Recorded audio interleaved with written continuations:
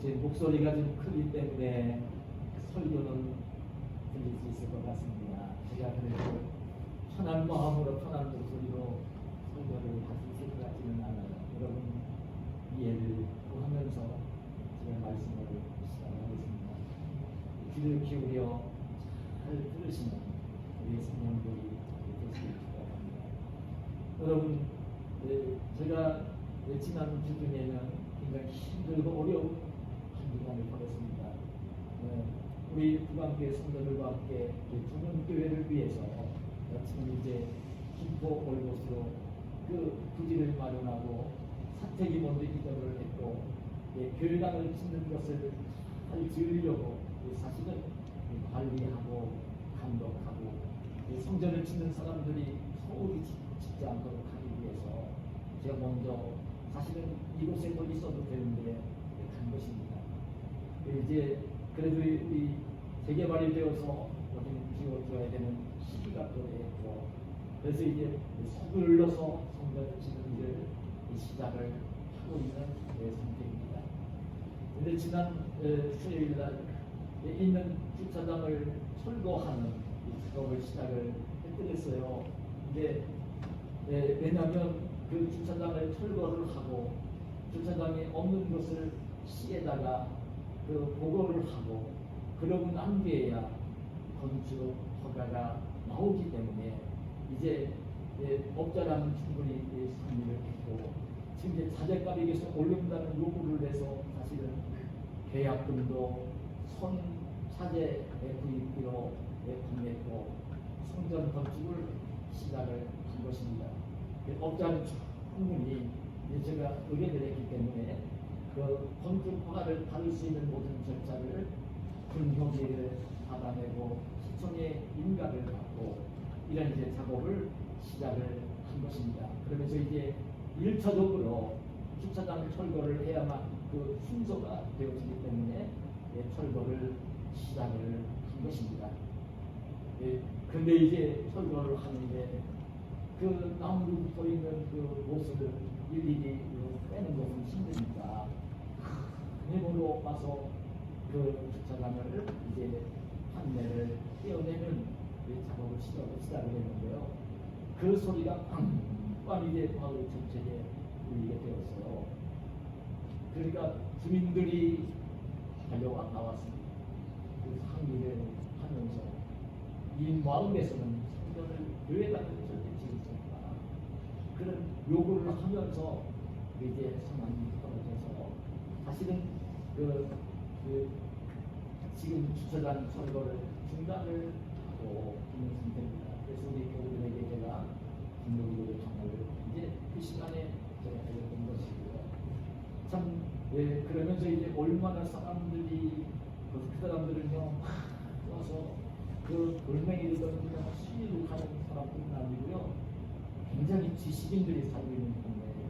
그러니까 그렇게 하는 것보다 더 무섭게 저는 알지도 못했는데 등협의가 이루어지지 않도록 그를 찾아가고 시청에서 허가를 내주지 않도록 시청을 찾아가서 공무원들에게 압력을 놓으면서 허가를 내주지 마라, 등협의 해주지 마라 이렇게 지금 진행이 되고 있어서 정말 어려운 상황을 맞지 못한 상태입니다. 우리 교우들은 충분히 알고 있어야 되고 함께 기도해야 될 내용이라 그 말씀을 드리는 것입니다. 아니 우리 땅에 우리가 집을 짓겠다는데 뭘 판대할 것이 있느냐 할지 모르지만 실제적으로 그 동네에 들어와서 먼저 목사님 한 분이 땅을 사고 기도원을 지을 때에 주민들이 그렇게 단체 운동을 하면서 기도원 건축이며 우산이 되었고요. 그런 전례가 있기 때문에 이 주민들이 지금 저한테 와서 막 이제 그 단독방이 있어서 이제 들어가 봤더니요 난리가 났는 상태입니다. 그 동네에 21가구가 살고 있는데요 난리가 난 상태입니다. 웬 말이냐고 여기 조용한 동네에 교회당이 들어와서 소란스럽게 할 거고 교인들이 몰려오게 되어지면 그 길거리가 전부 다 주차장이 될 거고 그런 일을 용납할 수 없다고 그렇게 이제 단체 시위를 하는 겁니다. 정말 그래도 우리 교회가 세워지면 그 마을 속에 복음을 전해야 되는 것이고, 그들이 아무리 악하게 도전을 해오고 있어도 똑같이 상한 마음으로 대적하고 다투고 할 수가 없어서, 사실 제가 지난 월요일에 이런 문제가 벌어지기 전에 그 마을 대표하는 이장님을 그 부인을 초청을 했어요. 함께 식당에 모시고 가서 식당 대접을 하면서 친절하게 관계를 맺었고요. 이런 일이 벌어지지 않기를 소망하면서 기도하면서, 고맙게도 그분은 은퇴 장로이셨고 교회를 충분히 이해를 하고 계셨고요. 너무 감사하게도 우리 집사람 가서 며칠 동안 앞집과 친절한 관계를 맺으면서 집집이 반장인데요. 이런 상황이 벌어질 때 반장은 그래도 교회 편에 서서 오히려 마을 주민들을 설득하려고 시도를 해주었어요. 그런데 마을 주민들은요, 오히려 반장까지 대처를 하는, 반장까지 아무도 말을 하지 않는 반장이 사표를 내고 사표를 이제 단독방에 올리고 있는 이런 상태입니다. 여러분들이 성도들이 정말 기도해 주어야 되는 그런 시기입니다. 근데 제가 그런 상황을 만나면서 저는 그 어떤 마음이 들었냐면요, 왜 이 시대에 교회라고 하는 것이, 교회가 왜 교회가 이렇게 사람들에게, 이방인들에게 그렇게 칭송을 받고 좋아하고 마을에 교회가 들어온다면 좋아해야 될 것인데, 왜 그렇게 마을에 교회가 들어온다는 게 그렇게 싫어하고 집단 반발을 하는 그 사회가 되었나. 저는 참 지난 한 주간 동안요, 참 기도하면서 그런 마음이 들었어요. 사실 우리나라는요, 저는 제가 목사이기 때문에 그런 게 아니라 객관적으로 본다고 하더라도요, 우리 성도님들은요, 그걸 알고 있었으면 좋겠어요. 우리나라가, 이 남한이 경제적으로 건강한 나라가 되었고 부자 나라가 되었습니다. 세계 경제 대국의 12 안팎으로 되어지는 경제 대국입니다. 부자 나라입니다. 잘 사는 나라입니다. 아시아에서 일본과 함께 제일 잘 사는 나라입니다. 여러분, 유럽만큼 잘 사는 나라가 된 것입니다. 유럽에 있는 어떤 나라보다도 더 잘 사는 나라가 된 거예요. 그리고 정말 대통령만 훌륭한 사람이 아니라 일반 서민까지도, 심지어 노숙자까지도 인권을 보장을 받으면서 자유를 누리는 인권이 신장된 나라입니다. 문화적으로도 굉장히 그 꽃을 펴고 있는 나라입니다. 여러분, 우리나라 영어라든지 이런 K-팝이라든지 이게 지금 이런 것들이 지금 세계적으로 어필을 하고 있는 문화적인 면에서도요, 절대 세계에서 뒤지지 않는다. 그런데 오늘 같은 동족인데 휴전선 미국에 있는 북한을 바라보면 어떤 차이입니까? 차이가 뭐입니까? 똑같은 민족입니다. 북한은 우리나라보다 더 땅 넓이가 넓은 나라입니다. 여러분, 그런 북한 나라는요, 북한 주민들은 못 살고 있습니다. 경제적으로 굶주리고 있습니다. 마음대로 말을 하고 자기가 하고 싶은 일을 마음대로 할 수도 없고 어디를 마음대로 여행할 수도 없고 그런 나라입니다. 인권이 보장되지 않은 나라입니다. 심지어 우리 예수님을 믿는다고 하면 정치범 수용소로 가야 되는 나라입니다. 자유가 없는 나라입니다. 하물며 김정은이나 김정일, 김일성 한번 어떤 허물 얘기만 하면 곧바로 형소로 가야 되는 그런 나라입니다. 그 차이가 무엇이겠습니까? 이 북한과 남한의 똑같은 나라 땅덩어리, 똑같은 피를 나눈 동족들이 살고 있는 한민족인데 그 차이가 뭐일까요? 저는 한마디로 말하면요, 우리 기독교를 빼놓고 나서는요, 전혀 얘기할 수 없습니다. 근데 우리나라가 얼마나 복된 나라냐면, 복음이 들어온 것이 공적으로 여러분 언더드 아펜달라 선교사가, 미국 선교사가 들어와 이제 그 복음을 전하기 시작한 것이 1885년 4월 5일 그날 부활절 아침이었습니다. 지금 따지고 본다면 올해가 2022년이니까 137년이 된 것입니다. 얼마나 짧은 기간인지 모릅니다. 근데 놀랍게도 오늘 우리나라를 보면 우리나라의 남한에만도 5만 개가 넘는 교회들이 세워져 있고요. 그리고 그 이방 지역에 지금 선교사를 2만 8천 명이 넘는 선교사를 파송하고 있는 나라. 여러분 세계에서 이런 나라가 없어요. 얼마나 복받은 나라인지 모릅니다. 그게 하나님이 복을 주신 것입니다. 근데 문제가 지난주에 교회당을 짓다가 교회당을 짓겠다는데 그럼 갔는데 뭐 목사와 사모에 대해서는 앞뒷집밖에는 모르고 이장밖에는 모르는 이장님밖에는 모르는 그런 그 지역인데 거기다가 그 교회당을 크게 짓는 것도 아니고 주차장을 올고 작은 교회당을 짓겠다고 하는데도 교회당은 절대 줄 수 없다는 것입니다. 교회에 대해서 기도를 하는 것입니다. 많은 것을 느꼈습니다. 심지어는 그 마을 속에 교회를 다니는 사람까지도 기도를 하는 거예요. 얼마나 마음이 아픈지 모릅니다. 이게 오늘날 우리 한국교회가 우리 교회 성도들이 어떤 모습으로 사회 속에 그 모습을 보여주고 있길래 교회에 대해서 이렇게 부정적이고 교회를 싫어하고 교회를 비토하는 우리 한국 사회가 되었습니다. 많은 것을 생각하며 기도했습니다. 그래서 저는 사실 어쩌면 우리가 예수님을 믿는다고 하면서도 예수님을 믿는 성도의 모습으로 정말 예수님을 믿는 사람답게 그리스도인답게 성도답게 그 살지 못하고 있는 우리의 모습이 그런 교회 성도들의 모습이 이방인들에게는 그렇게 보여지지 않았습니다. 너무나 아픈 이야기입니다. 저는 그런 마음이 듭니다. 우리나라가 이렇게 부유한 나라가 되었고 경제적으로 부유한 나라가 되었고 이렇게 인권이 신장된 나라가 되었고 문화의 꽃을 피우는 나라가 되었고 참 좋은 나라가 되었는데 유럽의 그 부자 나라들보다 하나도 부끄럽지 않은 남부럽지 않은 나라가 되었는데 이게 앞으로는 어떻게 될 것인가. 여러분 안타까운 모습이지만 유럽 사회가 2000년 동안 기독교의 뿌리를 내리고 기독교의 나라로 세워진 나라입니다. 그래 지금 그 공산주의 나라들과는 비교할 수 없이 잘 사는 나라들이에요.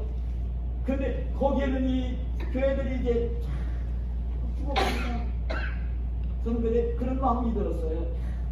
하나님이 복을 주시어서 경제적으로 훌륭한 나라, 잘 사는 나라가 되었고 그리고 이제 누구나 다 인권을 가지고 그 주인 노릇하며 살 수 있는 나라로 만들어 주었고 다른 사람들보다도 문화를 누리며 귀하게 살게 해주었는데 그 자유가 너무나 지나쳐서 하나님의 뜻을 거역을 하면서 그 자유를 넘어 방종으로 반역하는 하나님의 귀한 말씀보다도 자기의 자유를 너무 강조를 하면서 하나님의 뜻을 무시하고 그렇게 되어지면서 유럽에 있는 교회들이 성도들이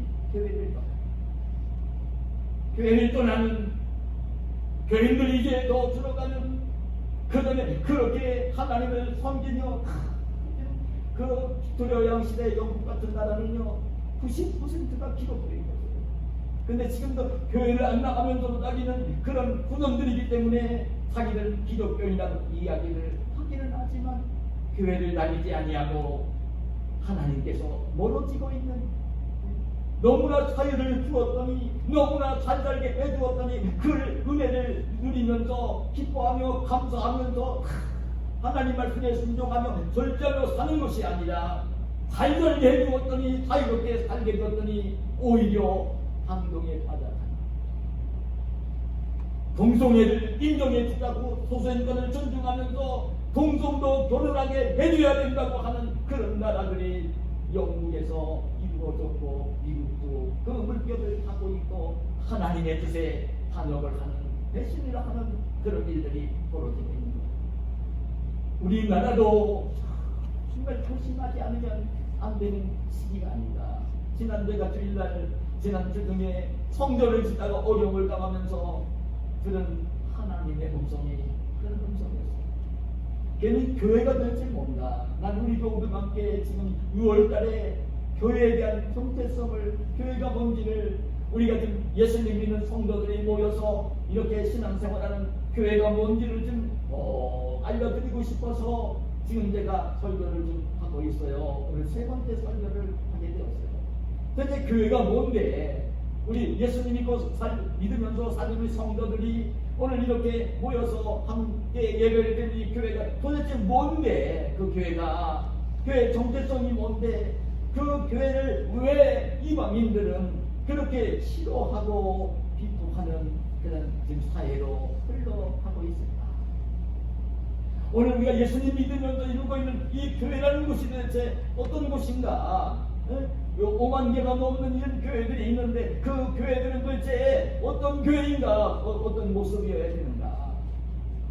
여러분, 제가 지난주에 말씀을 드리면서 교회를 정말 그런 말씀을 드렸어요. 교회를 예수님이 주인이시고 예수님이 세우시고 예수님의 소유라는 말씀을 첫 번째 시간에 드렸고요. 지난 주일날에는 어떤 말씀을 드렸냐면, 근데 교회는 예수 그리스도라는 토 위에 예수 그리스도가 모퉁이 돌이 되어지고 예수님이 토가 되어진 위에 그 예수님을 믿는 성도들 하나하나가 벽돌처럼 쌓여져서 온전한 건물을 이루어가는 그게 교회다. 사실은 여러분, 이 건물로 이 교회를 성경의 비유를 그렇게 하는 거예요. 근데 건물로 성전을 이 교회를 비유할 때는요, 그 비유를 한 거예요. 예수님의 토 위에만 쏘줘야 된다. 예수님이 토 위에만 쏘줘야 된다. 예수님 위에만 쏘줘야 된다. 그렇게 얘기를 한 것이고요. 그 예수님의 토 위에 쏘지는데 사실은 벽돌 한 장 돌리면 하나, 이제 작은 나무들과 하나 쌓여지면서 건물을 이루어간 것으로 비유를 그렇게 한 거예요. 쉽게 이 교회가 정말 예수님의 토 위에 예수님의 이름으로 모퉁이들에 세워지면서 교회가 부흥하고 성장해가는 모습을 그렇게 비유를 해준 거예요. 이해를 도우려고. 근데 실상은요, 교회는 건물이 아닌 거예요. 교회는 건물이 아닌 거예요. 그 교회를 그렇게 알기 쉽도록 교회가 어떻게 세워지고 어디에 세워져야 되고, 그래 그 교회가 어떻게 부흥해 가야 되고, 이런 것들을 그렇게 말씀을 비유를 통해 해주시긴 했지만 교회는 건물이 아닙니다. 교회는 뭐냐면, 제가 말씀드렸지만 에베소 1장 22절 23절에 보면 그리스도를 만물 위에 머리로, 교회의 머리로 삼으셨다. 예수 그리스도가 교회의 머리가 되신다. 그렇게 말씀을 하시고, 이어지는 23절에 보면 교회는 그의 몸이니 예수 그리스도의 몸이니 만물 안에서 만물을 충만케 하시는 이의 충만합니다. 교회를 그렇게 설명을 해갑니다. 교회는 그 머리가 예수 그리스도이시고, 교회 머리가 예수님이세요. 그리고 그 예수님의 몸이 교회인데, 예수님이 머리의 교회의 머리세요. 그러니까 하나예요. 예수님과 교회는 하나예요. 근데 예수님은 머리가 되시고, 오늘 이 교회는 그 예수님의 몸이 된다는 거예요. 실상 여러분 아셔야 됩니다. 예수님이 교회를 얘기할 때에 예수님은 머리가 되시고, 그 예수님 믿는 성도들은 예수님의 몸을 이루고 있다고 하는데, 이 몸이라고 하는 것은요, 건물은 그냥 그 하나의 그 건축 자재가 되겠지만, 몸이라고 얘기할 때는 몸은요, 살아 움직이는 몸인 거예요. 우리 몸이 살아 움직이잖아요. 그 살아 움직이는 몸이 실전 그 어떤 그 철근이나 콘크리트 덩어리로 얘기할 수 없는 거죠. 우리가 지금 목조로 건축을 해갈 건데 어느 나무 조각 하나, 나무 기둥 하나로 예수님의 몸을 이야기할 수는 없는 거예요. 예수님의 몸은 살아 움직이는 몸이기 때문에 그렇게 비교를 할 수는 없는 거예요. 그래서 여러분 고린도전서 12장에 보면 그 교회를 뭐라고 이제 얘기해 주냐면 그리스도와 교회의 관계를 얘기하면서 이 교회는 그 사람의 몸에 비유를 하면서 살아 움직이는 몸인 것을 비유를 하면서 그렇게 말씀을 합니다. 고린도전서 여러분 좀 말씀 12장 12절에 보면 몸은 하나인데 많은 지체가 있고 몸의 지체가 많으나 한 몸인과 같이 그리스도도 그러합니다. 그러면서 이 몸에 붙어있는 지체의 관계를 손과 발의 관계를 머리와의 관계를 설명하시고 난 뒤에 마지막에 27절에 뭐라고 하시냐면 너희는 그리스도의 몸이요 지체의 각품. 너희 하나하나는 머리는 그리스도이시고 그 몸을 이루고 있는데 너희는 머리 대신 그리스도의 그 몸을 이루고 있는데 지체 하나하나가 되어진다는 말씀을 하시는 거예요. 머리는 그리스도이시에요. 근데 몸이 우리 교회예요. 성도들이에요. 근데 그 몸은 하나로 되어 있는 게 아니라 여러 지체로 되어 있잖아요. 그 성도들 하나하나가 지체가 되어서 우리 몸이 지체가 눈과 입과 코와 귀와 손과 발과 이런 지체가 하나로 연합을 이루어서 한 몸을 이루잖아요. 실은 한 몸이에요. 손은 손대로, 발은 발대로 떨어지는 게 아니에요. 눈은 눈대로, 귀는 귀대로 분리되어지는 게 아니에요. 이런 지체가 하나가 되어 우리 몸을 이루고 있는 것처럼 예수님의 몸인 교회는 예수님 믿는 성도들이 하나하나 서로 지체가 되어서 그저 한 몸을 이루고 있는 것이다. 지체의 각 부분이 그리스도의 몸이 지체의 각 부분이 되어지는 것이다. 이렇게 말씀을 하시는 것입니다. 저는 이 말씀을 묵상을 하면서 근데 이것이 하나님 말씀인데요. 왜 정말 예수님 믿는 사람들 예수님은 머리가 되시고 예수님 믿는 성도들이 이렇게 하나로 연합이 되어서 한 몸을 그리스도의 몸을 이루게 되어지는 것입니다. 어떻게 해서 그 예수님의 몸을 이루게 되어지는가? 네? 여러분들은 이 말씀을 묵상을 하면서 들은 영성이 뭐냐면요. 여러분 같은 부모에게서 태어난 아들, 딸들이 형제가 되어지고 부모와 더불어 한 가족이 되어지고 한 가족이 되어지면 한 공동체를 이루고 있기 때문에 실은 다른 사람이긴 하지만 함께 연합을 이루어 가족이라는 공동체를 이루자. 그렇잖아요. 여러분 남편이 아픈데 아내는 룰루랄라 할 수 없는 거예요. 아내가 아픈데 남편이 자기는 안 아프니까 룰루랄라 할 수 없는 거예요. 애도 나하고 있고 잘못된 사람이 아니라면 할 수 없는 거예요. 여러분 자식이 아픈데 자식은 너는 나고 나는 나니까 부모가 자식이 아픈데 나는 아무런 상관이 없다고 하면 그건 가족이 아닌 거예요. 부모가 힘들고 아픈데 부모는 당신은 당신 일이고 나는 내 일이니까 그 부모가 아픈데도 모른 척 한다면 그건 자식도 아니고 가족도 아닌 거예요. 근데 여러분 어떻게 이 부모와 자녀들이 그렇게 한 가족을 이루게 되었습니까? 자녀들이 어떻게 그 부모와 한 가족을 이루게 되어집니까?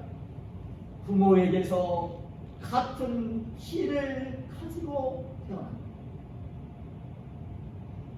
엄마 아빠에게서 같은 피를 물려받으면서 태어난 그래 형제들 보면요 같은 피를 물려받고 태어난 거예요. 그래서 우리말에 그런 말이잖아요. 피는 물보다 진하다. 그런 말을 그래 하는 거예요. 같은 피를 가지고 태어난 게 자손들이에요. 자녀들이에요.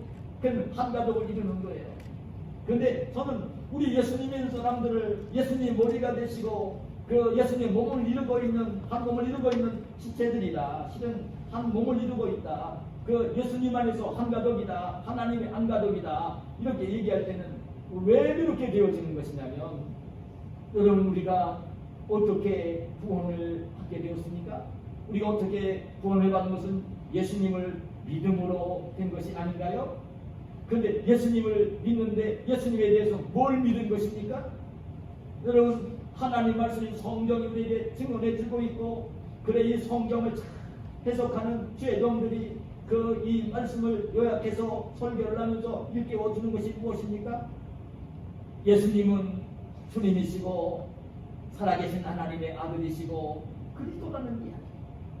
그 예수님이 그 구원받을 백성들의 죄값을 대신 지불하기 위해 십자가에 달려 피를 흘리며 대신 죽어주셨다는 것입니다. 그리고 예수님이 죽음을 이기고 다시 사흘 만에 사셨다는 이야기. 그리고 그 40일 만에 승천하셨다는 이야기를, 그리고 이제 하늘 초소를 얘기하고 계시고 때가 되면 다시 데리러 오신다는 말씀을 하시고 오순절에 성령을 보내셨다는 말씀을 설교를 통해서 들려주셨다. 근데 그 설교를 들을 때에 정말 예수님이 살아계신 하나님의 아들이시구나. 내가 죄인인데 나의 죄값을 지불하기 위해 예수님이 십자가에 달려 피 흘려 대신 죽어주셨구나. 나를 의롭다 하기 위해서 다시 예수님이 죽음을 이기고 다시 사셨구나. 나와 더불어 영생 공간을 누릴 하늘 조소를 예비하시기 위해 승천에 올라가셨구나. 오순절에 성령으로 그리스도가 다시 찾아오셨구나. 내가 부름을 받게 되어지면 이 땅을 떠나서 주님이 예비하시고 있는 하나님 나라 천국에 가서 영생 공락을 누릴 하나님의 자녀가 되었구나. 이 말씀을 들을 때에 이 말씀을 믿음으로 여러분 우리는 그 하나님의 자녀가 되고 구원을 받는 것입니다. 누구든지 한 사람도 예의가 없어요. 한 사람도 예의가 없어요. 누구든지 예수님을 믿는 믿음을 가질 때만, 예수를 믿는 믿음을 가질 때만, 그때만 구원을 받는 거예요. 영생을 얻는 거예요. 하나님의 자녀가 되는 거예요. 지식적으로 많이 아는 게 필요한 게 아니에요. 예수님을 주님으로 그리스도로 믿는 믿음을 가지면 자기의 죄값을 지불하고 십자가에서 대신 죽어주신 것을 믿는 믿음을 갖기만 하면 죄를 용서받고 하나님의 자녀가 되는 것입니다. 근데 여러분, 우리 가장 중요한 게 뭐냐면 우리가 죄를 용서받고 우리가 이제 다 죄를 용서를 받고 구원을 받는 가장 핵심적인 것이 뭐냐면 예수님이 십자가에 달려 피를 흘리며 대신 죽어주신 거예요. 예수님이 십자가에서 흘린 몸의 피가, 예수님의 피가 우리의 죄를 씻어주시면서 이제 우리를 하나님의 자녀로 구원받은 백성으로 삼아 가십니다. 예수님의 십자가의 보혈이, 예수님의 십자가의 피가 우리를 구원해 주는 거예요. 우리의 죄를 씻어주시며 구원해 주는 거예요. 예수님의 십자가 피가 내가 죄를 이제 사해 주시고 하나님과 내가, 예수님과 내가 연합이 되도록, 머리 대신 예수님과 내가 연합이 되도록 예수님의 십자가 피가 연결시켜 주는 거예요. 예수님의 십자가 피가 하나님과 나를 아버지와 자녀의 관계로 맺어주는 거예요. 예수님의 십자가 피가. 예수님의 십자가 피가 오늘 누구든지 예수님의 십자가 보배 피를 믿으며 십자가 보배 피를 들어 죄를 용서받은 것을 믿는 믿음을 가지고 하나님의 자녀가 되어지면서 구원을 받게 되어지고, 그러고 난 뒤에 오늘 예수님을 머리로 하고 구원받은 성도가 되어서 그 믿는 사람들이 하나로 모여지는 공동체, 그게 바로 교회입니다. 여러분 여기 있는 저나 여러분들이 어떻게 죄를 용서받고 구원을 받고 하나님의 자녀가 된다면 어떻게 머리 대신 그리스도와 붙여졌느냐면요, 예수님의 십자가 보배 피를 믿으면서 예수님과 내가 머리 대신 내가 한 몸을 입는, 그 놀라운 일인데 저도 예수님의 보배 피로 죄를 용서받고 하나님의 자녀가 되고, 우리 오지스님도 그 예수님의 십자가 보배 피를 믿으면서 죄를 다 용서받고 하나님의 자녀가 되어 그리스도와 붙어졌고, 똑같은 예수님의 십자가 보배 피입니다. 여기 있는 우리 모두가 다 똑같이 한 가지로 예수님의 십자가 보배 피를 믿으면서 나를 위해 죄값을 지불해 주신 예수님의 십자가 고백비를 믿으면서 누구 하나 예외 없어요. 여러분, 예수님의 십자가 고백비를 믿지 않는 사람이면 예수님과 더불어 머리와 몸으로 결합이 될 수 없어요. 자녀가 될 수 없어요. 그렇게 구원을 받은 거예요. 같이 예수님의 고백피로 죄를 용서받고 주님과 내가 머리와 내 몸으로 연합이 되어지고 하나님의 자녀가 되어진 것이에요. 얼마나 놀라운 일인지 몰라요. 그 한 가정에서 아들딸이 태어날 때에 아버지 어머니의 사랑 속에 아버지 어머니의 그 피를 물려받으면서 그 영계가 되어지고 가족을 이루는 것처럼 오늘 우리 예수님 믿는 사람들이 다 어떻게 되어진 것이냐면 예수님의 십자가 복의 피로 하나님과 먼저 관계가 맺어지고 그리고 함께 예수님의 복의 피를 믿으면서 구원받은 형제들과 더불어 한 영계가 되어 한 몸으로 한 가족으로 공동체를 이루게 되어진 것입니다. 여러분, 그래서 한 몸이에요. 그래서 한 몸이에요. 남편과 아내와 아들, 딸이 한 가족 한 몸인 것처럼 왜 예수님 믿는 사람들이 성도들이 왜 예수님을 못 이루어하고 한 몸을 이루고 있느냐면 그래서 예수님의 몸을 이루고 있는 거예요. 그 얼마나 소중한 사람들인지 몰라요. 그래 우리 교회 교우들 사랑은 이제 다음 기회에 할 수 있겠지만 그렇게 된 공동체예요. 여러분, 예수님의 십자가 보혈 피를 믿으면서 죄를 용서받고 그리스도와 내가 연합이 되어지고 그리고 이제 하나님의 자녀가 되어지고 그러고 난 뒤에 똑같이 예수님을 믿으면서 그 이제 죄를 용서받고 하나님의 자녀가 된 그 사람들과 형제와 자매를 이루어 한 가족 한 공동체를 이루게 되어지는 것, 이게 바로 교회입니다. 근데 여러분, 어떻게 예수님의 십자가 보혈 피가 믿어집니까? 예수님이 십자가에서 달려 죽으신 것이 왜 나의 죄값을 지불하시고 죽어주신 것이라고 믿어집니까? 어떻게 예수님이 하나님의 아들로 그리스도로 믿어집니까? 어떻게 예수님이 성령을 보내주신 것을 믿습니까? 승천하신 것을 믿습니까? 여러분, 예수님에 대한 말씀을 들을 때에 하나님의 성령이 역사하실 때, 하나님의 성령이 역사하실 때, 하나님의 성령이 역사하지 아니하시면 절대로 예수님이 십자가 그속의 피를 믿을 수가 없습니다. 하나님의 성령이 역사하셔서 그 마음속에 감동을 해주시고 마음문을 열게 해주시고 정말 예수님이 나는 죄인인 나를 위해 예수님이 십자가에서 피 흘려 주셨구나, 죽어주셨구나, 이게 믿어지는 것은요 하나님의 성령이 역사하실 때만 되거든요. 여러분, 이렇게 목사가 설교를 하고 있고 여러분 아무리 유능한 목사가 설교를 하고 있어도요 그 똑같은 목사가 설교를 하고 있고 똑같은 자리에서 똑같은 설교를 듣고 있고 그래도요 하나님의 성령이 역사하지 않으시고 마음문이 열리지 아니하고 귀가 열리지 아니하면요 하나도 안 믿어져요. 아셔야 됩니다. 그러니까 우리 하나님의 성령의 역사하심이 얼마나 중요한지 모릅니다. 성령의 역사가 없이는 성경을 읽어도 하나님 말씀을 하나도 안 믿어집니다. 아무리 설교를 들고 하나님 말씀으로 하나도 안 믿어집니다. 여러분, 세상에 머리 좋은 사람들, 잘 사는 사람들이 왜 예수님을 못 믿는지 아십니까? 자기가 너무나 똑똑하고 자기가 성경도 잘한다고 생각을 하고 그런 마음을 가지고 있는 사람들요 그 지식적으로는 알지 모르지만 하나님의 성령 역사하지 않으면요 절대로 안 믿어요.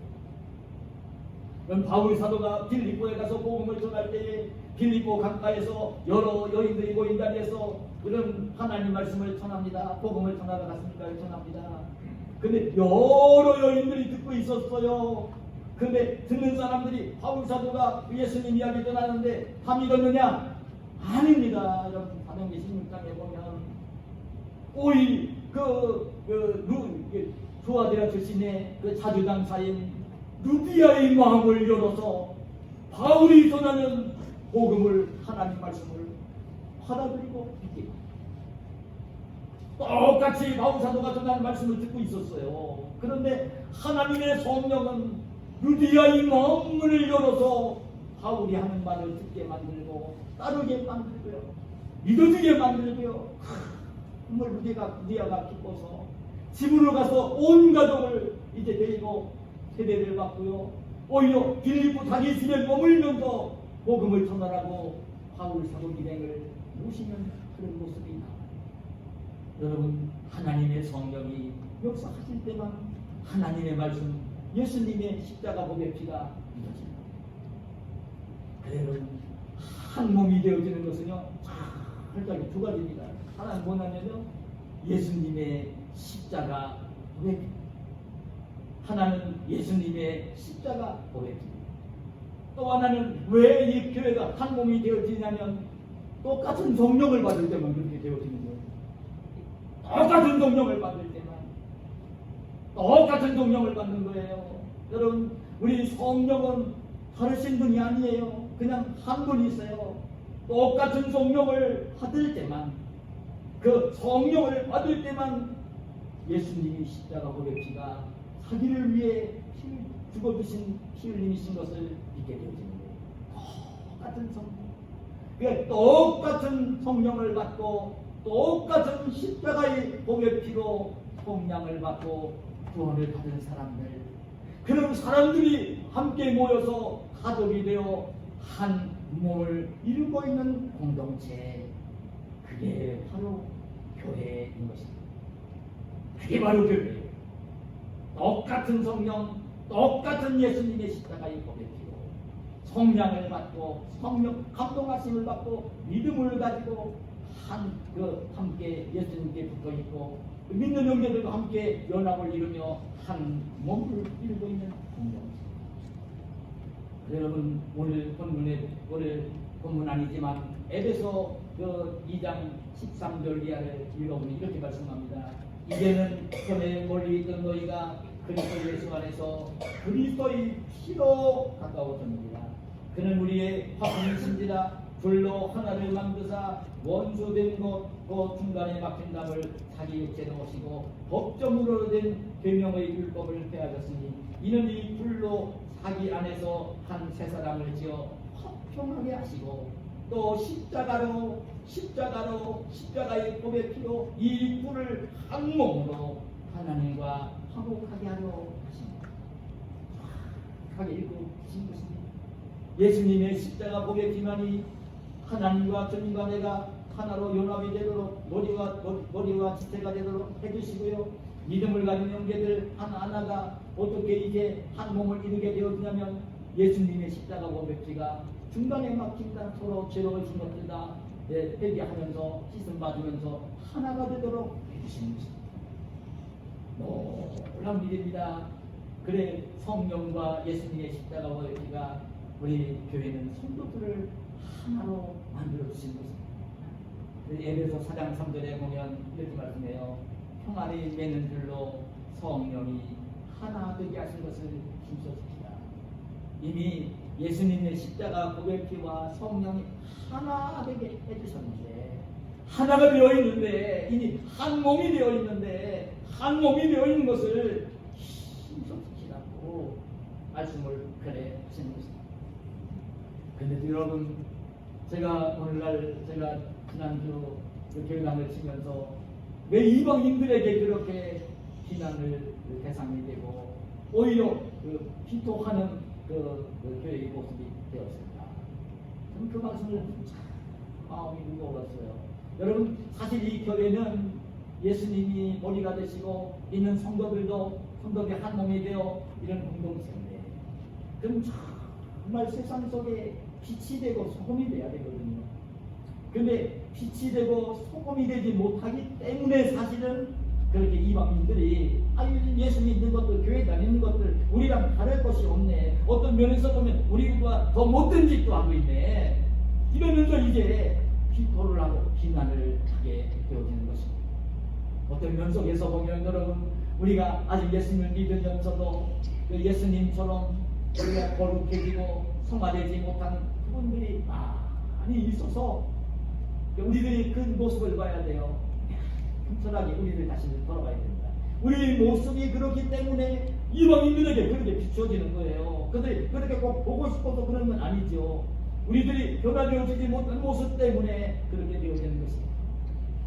여러분, 우리 신앙의 인격은 누구나 다 똑같지 않잖아요. 예수님을 믿는다 하더라도 예수님을 믿으면서 그 예수님을 닮아가는 그 인격이 그렇게 함께 쉽게 변화되어지지도 않고 그렇게 한 번에 닮아지지도 않고, 그러기 때문에 교회 속에도 얼마나 그 죄성이 있고 교회 속에도 분교가 일어나고 교회 속에서도 분리스러운 일이 일어나고 이렇게 하는 일들이 교회 속에도 그래 있는 거예요. 그런 것들을 보면서 좋은 점이 많은데 그 조금 부족한 모습을 보면서 이방인들은 싫어하고 배척하고 비토를 하는 그런 상황인 것입니다. 저는 우리 교회에게 말씀드리고 싶은 게 있어요. 저는 이 교회를 얘기하면요, 알아야 되는데 사실은 그래 예수님 믿고 구원받은 성도들이 되어지면 정말 이제 머리 계신 예수님께 붙어 있으면 그 예수님을 닮아가면서 변화가 되어줘야 되는 이게 우리 그리스도인들의 모습입니다. 저와 여러분의 모습입니다. 그런데 여러분, 제가 말씀드리고 싶은 건 정말 이 교회는 그 의인들만 모인 공동체가 아닙니다. 여러분, 오히려 이 교회는요 죄인들이 모여서 이루어진 공동체. 굉장히 역설적이지만 죄인들이 모여서 이루어진 공동체입니다. 교회가.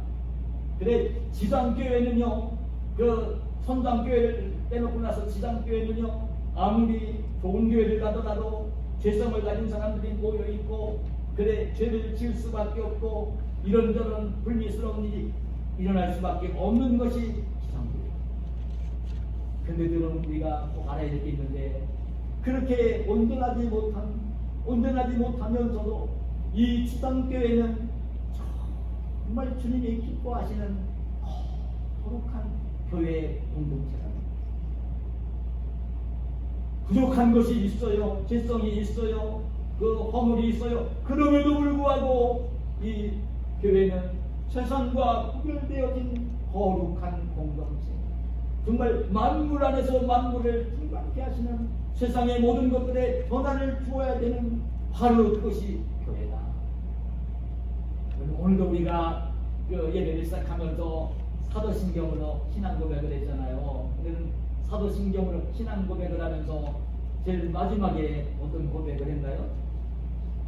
거룩한 공예와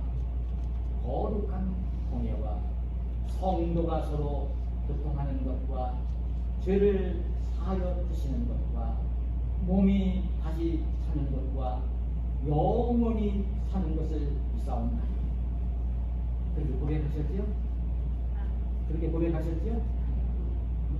거룩한 공예와 성도가 서로 교통하는 것과 죄를 사하여 주시는 것과 몸이 다시 사는 것과 영원히 사는 것을 이사옵나니. 그렇게 고백했지요? 그렇게 고백 안 했습니까? 그럼 이게 오늘 우리가 하나님과 예수님을 믿는다는 것이고 성령님을 믿는다고 하는 것이고 그 고백을 하고 난 게 마지막으로 한 거예요. 거룩한 공예를 믿는다는 거예요. 거룩한 공예가 뭐냐면, 공예라는 말은요, 공예는 공적인 교회를 가리킵니다. 공적인 교회, 이단이 아닌 정통의 공적인 교회, 지금 공적으로 드러난 교회, 예수님을 함께 믿는다고 고백한 사람들이 모여있는 공적인 교회, 그걸 공예라고 하는 거예요. 그 공예는 뭐라고 하는 것입니까? 그 공예를 뭐라고 했습니까? 거룩한 공예라고 고백합니다. 그래도 거룩한 교회라는 거예요. 공교회, 공예는 거룩한 교회라는 거예요. 거룩한 교회라는 거예요. 그래서 뭐라고 했냐면 죄를 사하여 주시는 것을 믿는다고 했어요. 죄를 사하여 준다는 얘기는 뭐냐면 그 교회를 이루고 있는 공동체 성도들이 죄가 있다는 거예요. 교회 속에도 죄가 있다는 거예요. 그런데 죄가 있는 것을 사해 주는 것을 믿는다는 거예요. 이 고백을 우리가 가지고 있습니다.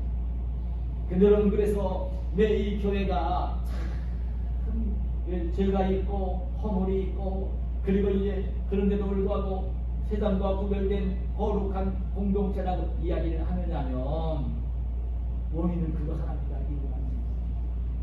머리 대신 그리스도가 거룩하시기 때문에,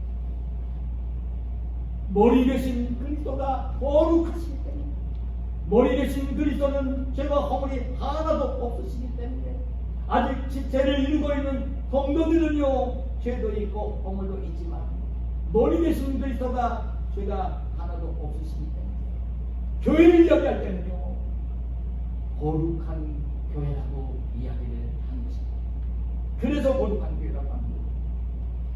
예수님도 아세요. 예수님이 여러분 그 천국 복음 전하실 때에 그 죄인들과 세리들과 가까이 하셨잖아요. 그러니까 그 당시 바리새인들이 예수님을 따르는 무리들, 그리스도인 교회잖아요. 예수님과 예수님을 따르는 무리는 교회잖아요. 그 죄인들과 세리들이 그 당시 자기들도 깨끗하게 살고 있다고 생각을 하는 바리새인들이 오히려 예수님을 향해 비난을 하잖아요. 예수님을 향해 당신은 죄인과 세리들의 친구라고 비난을 하잖아요. 자기를 바리새인들 그들과 어울리지 않았잖아요. 근데 그들과 어울린 예수님을 보고 비난을 하잖아요. 그때 예수님이 뭐라고 말씀하시냐면 나는 의인을 불러 온 것이 아니라 죄를 불러 회개시키러 왔다. 누가복음 5장 32절에서 이렇게 말씀하십니다. 예수님이 이 땅에 오신 목적이 뭐냐? 의인들을 불러 오신 게 아니에요. 당신들처럼 의인이 아니지. 바리새인들이 의인이 할 뿐이지 의인을 불러 온 것이 아니라 오히려 죄인을 불러 왔고 죄인을 불러 회개시키러 왔다고. 죄인을 불러서 회개를 하게 만들어서 그리고 나를 따라오면 나를 배워서 나를 닮아서 그렇게 이제 거룩한 사람이 되게 하기 위해서 내가 온 거라고 주님이 그렇게 말씀을 하시는 것을 봅니다. 그래서 저는 활짝에 교회를 얘기하면 여러분 아셔야 돼요. 교회는 죄인들의 공동체입니다. 아니 오히려 자기가 죄인인 것을 아는 사람들이 모여있는 공동체. 자기가 죄인인 것을 알지 못하는 사람은요 안 들어. 자기가 죄인인 걸 모르는 사람은요 죽을 때까지 안 들어옵니다. 안 들어. 교회는 죄인들이 모여있는 공동체. 근데 오히려 죄인들이 모이는 공동체이긴 하지만 거룩하신 그리스도에게 머리 대신 그리스도에게 붙어 있으면서 그리스도를 닮으면서 죄를 회개하면서 거룩해져 가는 그게 여러분 성도들이고 교회인 것입니다. 변화되어지는 것이 교회입니다. 변화되어져야 되는 것입니다. 여러분 죄가 없는 건 아니에요. 우리가 이 죄성을 가지고 있어서 주님 오시는 그날까지 우리가 주님 앞에 가는 그날까지는 마음으로 죄를 짓지 않을 수 없고요. 말로 행위로 죄를 짓지 않을 수는 없어요. 죄인데요. 그럼에도 불구하고 우리가 죄를 얘기하면서 점점 예수님을 닮아가야 되는 그런 사람들이 성도들이고 그런 사람들이 모여있는 공동체가 바로 교회인 것입니다. 실제적으로 저는 교회를 얘기하면요 나는 큰 종합병원, 대학병원으로 교회를 제가 비유를 할 수 있습니다. 여러분이 종합병원을 얘기하면요 종합병원에 가면 거기 병균이 하나도 없고 환자가 하나도 없는 곳이 아닙니다.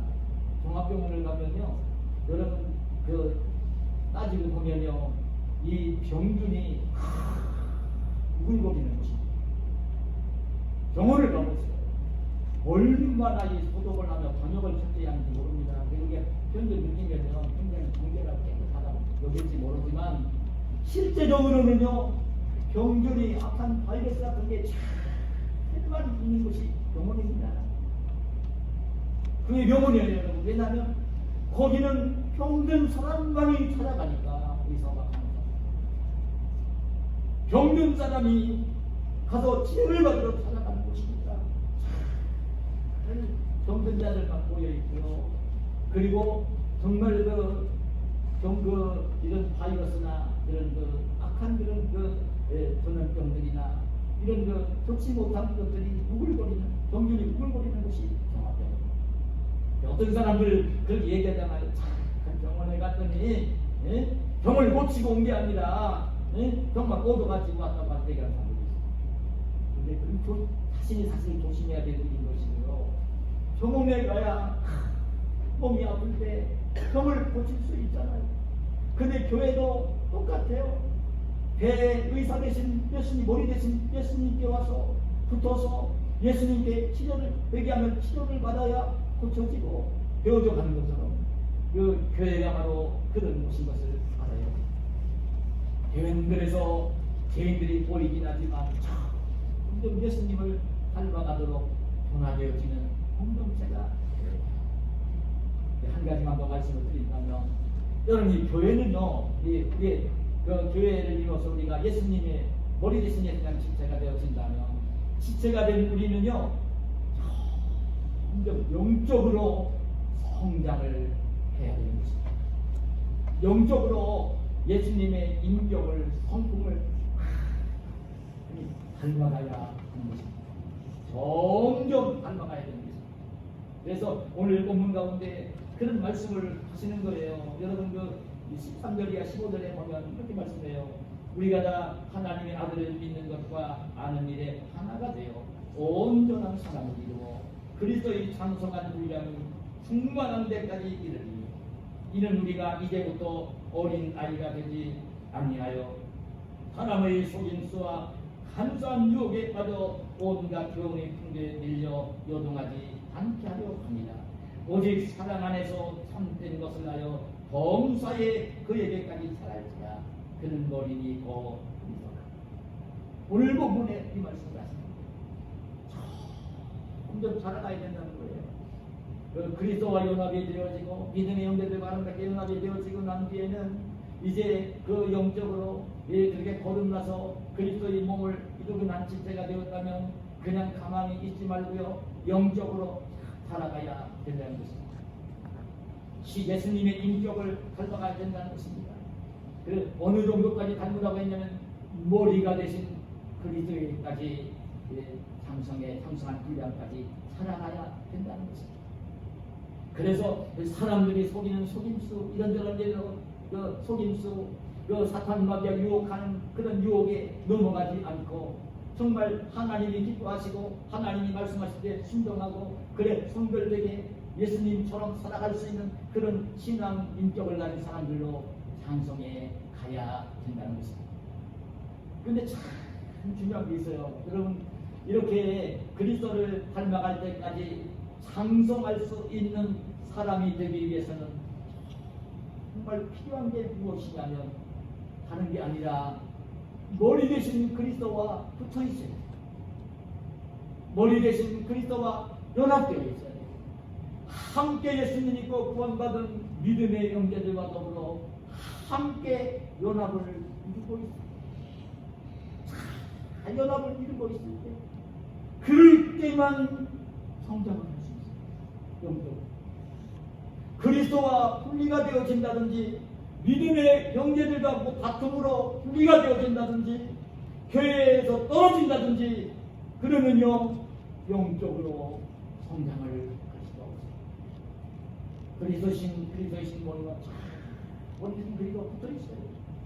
믿음의 형제들과 연합되어 있을 때만 성장을 할 수 있어요. 여러분 사실 제가 동정자화를 들지만 10년 전에 제가 사문에 이게 계속 중지 그 손가락을 끼면서 부러졌어요. 그때 가서 병원 가서 이걸 맞추고요, 완전히 단결이 됐으니까요, 설심을 막아놓고요, 그때 때까지 기다렸어요. 근데 제가 잊지 못하는 게 그거였어요. 가서 진찰을 딱 받으러 가는 그때 아파서 그냥 받으러 갔어요. 그랬더니 놀라면서 완전히 부러졌으니까요. 그래도 맞추면서 되게 제가 해서 맞추는 안 맞춰지는 거예요. 완전히 이 삽뼈까지 터져가지고. 그래서 그 억지로 맞춰놓고 거기다가 철심을 막아서 양쪽을 고정을 시켜놓고요. 그러면서 의사가 저한테 뭐라고 얘기를 하냐면, 이게 위에가 터지지 않아서 안에 이 균이 안 들어가면 괜찮은데 위에까지 터져가지고요, 이게 진입하면 여기가 여기 염증이 생기면요 손가락 잘라야 된다는 거예요. 그 염증 안 생기게 해서 이게 그 시간이 흘러가 붙어져야 된다는 거예요. 그 얘기를 하는데 가슴이 터져나가더라고요. 사실 제가 평생을 살면서 교회를 기도하고 섬기면서는 그때 병원에 입원을 처음 했었어요. 병원 입원한 일은 제가 그때밖에 없었어요. 그런데 그걸 보면 느낀 게 있어요. 야, 그렇구나. 이거 부러져가지고 이게 지금 이렇게 염증 들어가서 딱 분리되어 떨어지면 이게 맞아요. 죽는 거. 죽는 거. 못 사는 거고. 이런 붙어지도록요. 혈심을 받으면서 고정을 시키고요. 거기 염증이 있어서 떨어지지 않기 위해서 항생제 처방해가지고 먹으라고 해주면 주사하고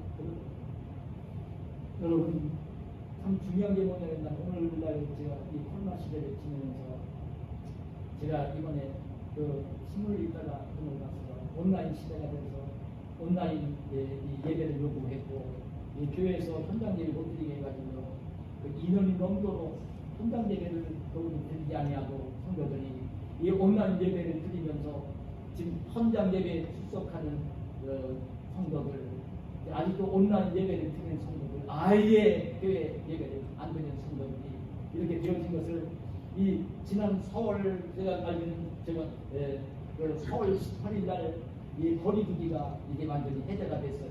지금 벌써 이게 2달이 됐어요. 그러고 난 뒤에 며칠 전에 이 목회된 대검소에서 지금 이 거리두기 해소되고 난 뒤에 그 온라인 예배만 그 강요하던 정부가 해제해 주어서 현장 예배 드릴 수 있는 환경이 됐는데 지금 어느 정도의 성도들이 교회에 현장에 출석해서 예배를 드리는가? 그 지금 온라인 예배를 드리는 사람 얼마나 되는가? 의식조사를 했더니요 57%만이 현장 예배에 출석한다고 대답을 했고요 27%는 온라인 예배 드린다고 대답을 했고요 16%는 교회 출석을 아예 예배 안 드린다는 의식조사가 나왔습니다. 얼마나 아픈지 몰라요. 여러분 온라인 예배는요 성도교관이 교제가 되는 것이 아니에요. 그 함께 구원받은 믿음의 은혜들과 함께 연합을 이루어서 한 몸을 이루고 있는 게 아니라고요 이게 여러분. 그래서 제가 우리 교회는 그런 그 현장 예배를 계속 거의 드릴 수 있었지만 그래 제가 그런 말씀을 드린 거예요. 정말 주님이 기뻐하시는 게 뭘까?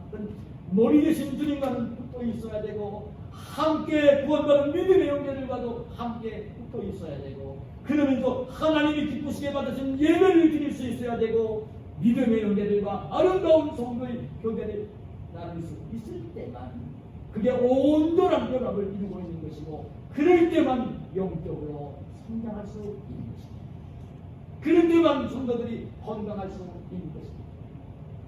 예배를 소홀히 여기고 함께 구원받은 믿음의 형제들과 함께 연합을 이루지 않고서는요 분리되어 얻어서는요 영적으로 살 수가 없어요.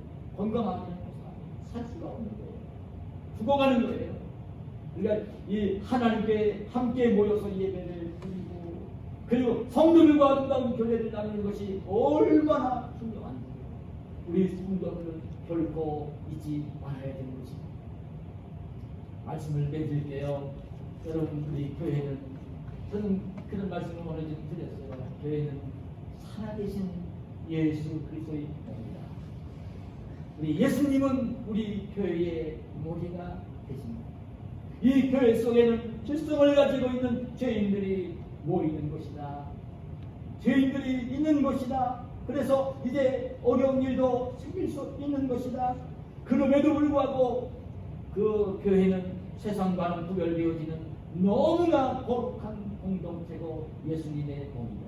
왜냐하면 예수님이 머리 대신 예수님이 거룩하시기 때문에 그의 예수님의 머리에 붙어있는 이 성도를 하나하나는 어린 상태에 머물러 있지 말고 죄를 얘기하면서 변화되도록 해야 되고 예수님이 거룩하신 모습처럼 계속 닮아가고 성장해 가야 되는 것입니다. 이게 여러분 오늘 예수님의 몸된 교회입니다.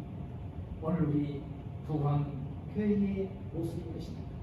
오늘 저와 여러분이 우리가 지금 신앙생활을 하면서 교회 출석을 하면서 교회 속에 한 지체가 되어서 오늘 있는 나의 모습이 어떤 모습이고 우리 부강교회 머리가 되시는 분이 어떤 분이시고 나와 함께 구원받은 믿음의 영계들이 오늘 나와 더불어 어떤 관계를 맺고 있는 사람이고 이걸 분명히 깨달으시면서 교회가 무엇인지를 바르게 알고 그리고 이 교회를 사랑하며 교회를 섬기며 교회를 통해 주시는 풍성한 은혜를 누리며 사시는 저와 여러분이 되시기를 예수님의 이름으로 축복합니다. 하나님 감사합니다.